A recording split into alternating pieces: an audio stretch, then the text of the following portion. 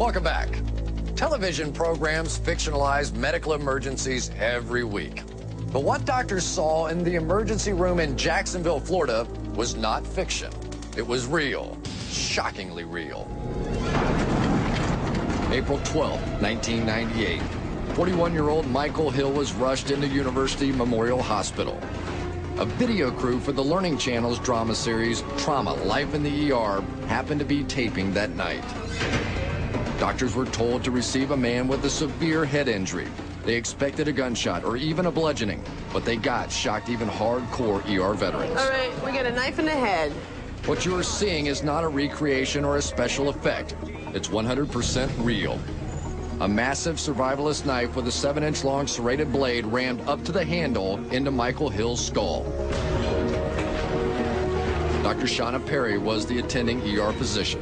When Michael arrived, he actually had a large knife handle that you could see as soon as he came around the corner.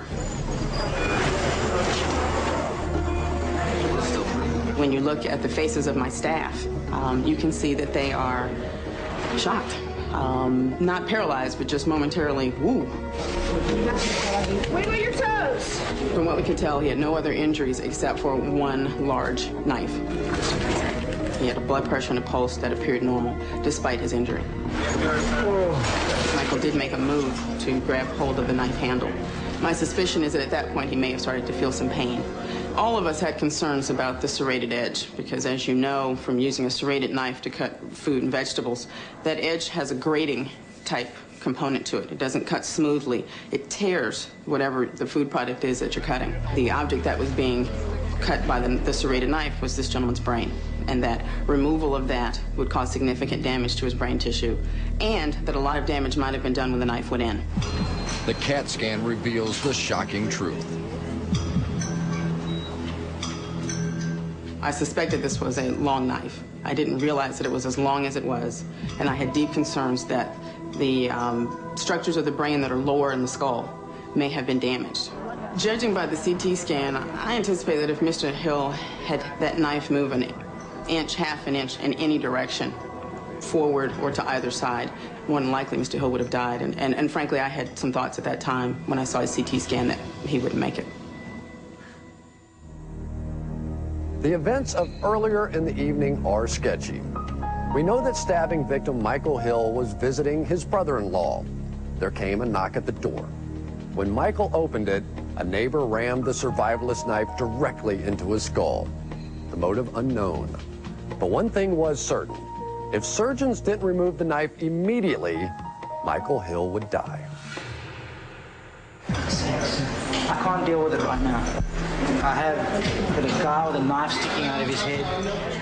Even though the surgery involved the most delicate organ in the human body, the plan was deceptively simple. Gonna take it, just pull it out, slowly.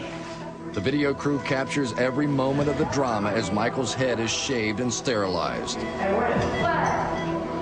With no time to waste, neurosurgeon Dr. Carlos Arce makes the first incision. The bone was holding the knife in place, and we had to take the bony pieces from around the knife in order to be able to have a chance at getting to the brain and therefore to be able to extract the knife. Michael's vital signs are stable as Dr. Arce nears the most critical phase of the operation.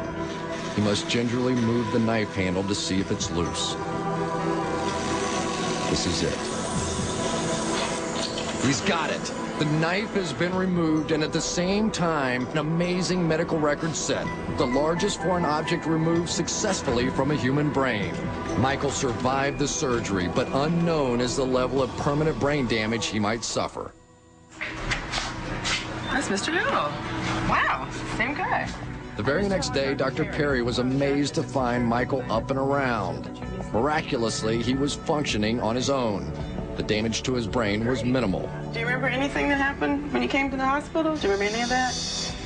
Not really. From seeing Michael after his accident, it seems like he had damage to the frontal portions of his brain that control short-term memory. He remembers his address, phone number, that kind of a thing. But if you tell him something now and ask him to tell you it back in 5 minutes, he's not able to hold on to that information, and he loses it very quickly. Just 1 week after he was rushed to the hospital with a 7-inch knife blade in his brain, Michael Hill prepares to go home. Michael Hill's probably one of the luckiest people I've ever met in my entire life. The angle with which that knife passed through his skull and brain was probably the most optimal of any that he could have had. Michael is still haunted by that night.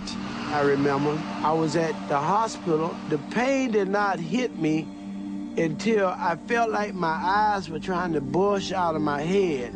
I remember a tremendous headache. I remember throbbing, and I could feel stuff stuck down my throat, tubes in my arms. I don't know what happened after that. Today, Michael is not without some physical after effects. My left hand right now today is not in full use. There's no feeling in 1, 2, 3 fingers. But I realize that there are people in this world that are in worse shape than I am, and that I'm grateful for the condition that I'm in. Since his close call with death, Michael says he has a newfound respect for life and now spends more time with his son. I understand that this is the Guinness Book World Record. The record is the largest object ever removed from a human skull. Well, I want to encourage everyone that's watching this program, please don't try to top the record.